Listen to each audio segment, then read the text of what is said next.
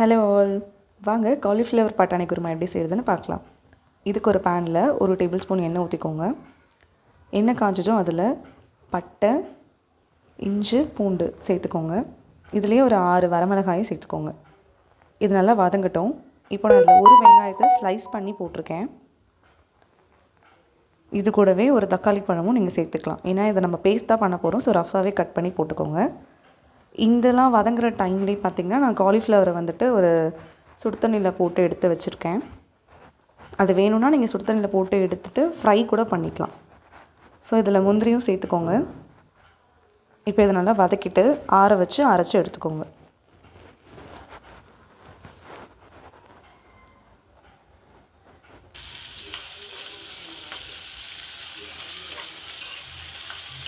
இப்போ நம்ம இன்னொரு கடாயிலே வந்துட்டு எண்ணெய் ஊற்றிக்கோங்க.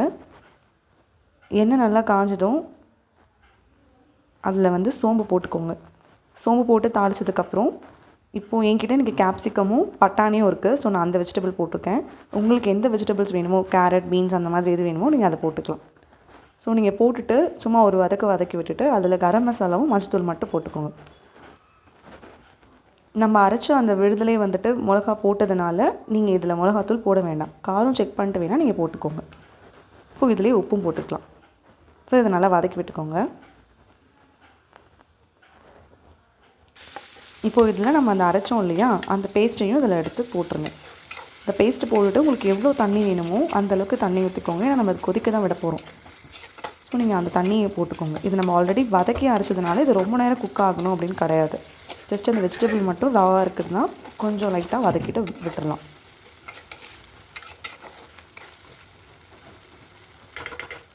ஸோ இப்போ இதில் நீங்கள் தேவையான அளவுக்கு தண்ணி ஊற்றிக்கோங்க. இந்த டைமில் நீங்கள் காரமும் உப்பும் செக் பண்ணிக்கோங்க. உங்களுக்கு காரம் இன்னும் தேவைப்பட்டுச்சு அப்படின்னா நீங்கள் இதில் மிளகாத்தூள் ஆட் பண்ணிக்கோங்க.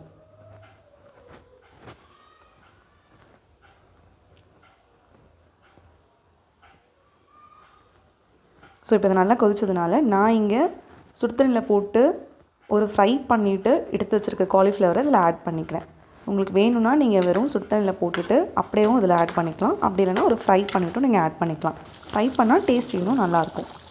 ஸோ இப்போ இதை நல்லா கொதி வந்ததுக்கப்புறம் கொத்தமல்லி ஆட் பண்ணி இறக்கிடலாம். இது ஒரு கிரேவி பதத்துக்கு வந்ததுக்கப்புறம் நீங்கள் அது சாதத்தோடையோ, தோசையோடையோ, பூரி, சப்பாத்தி எது கூட வேணாலும் அது சைட் டிஷ்ஷாக நீங்கள் எடுத்துக்கலாம்.